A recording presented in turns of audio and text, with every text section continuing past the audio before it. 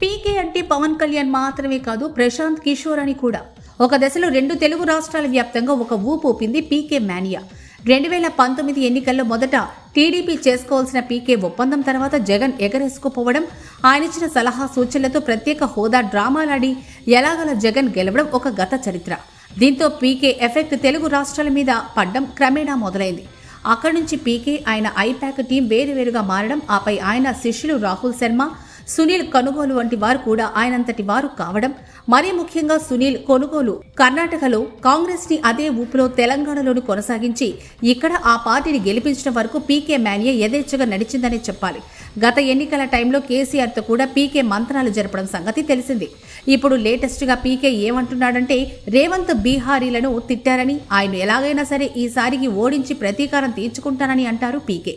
ఆయన గత ఎన్నికల్లో అతి కష్టం మీద గెలిచారని, ఈసారికి ఆయన ఎలాగైనా సరే ఓడించి తీరుతానని శపథం చేశారు ప్రశాంత్ కిషోర్. ప్రస్తుతం పీకే, ఆయన టీములు వేరువేరు. గత ఎన్నికల్లో జగన్ ని నిండా ముంచింది పీకేకి చెందిన ఐపాక్ టీమే.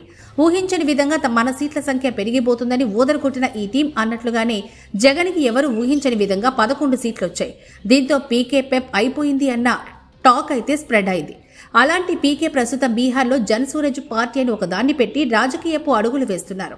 ఈ క్రమంలో ఆయన రాజకీయ భవితవ్యానికి దిక్కులేదు. ఆయన వచ్చి ఇతరుల రాజకీయ భవితవ్యం అంతు చూస్తాను అనడమేంటి?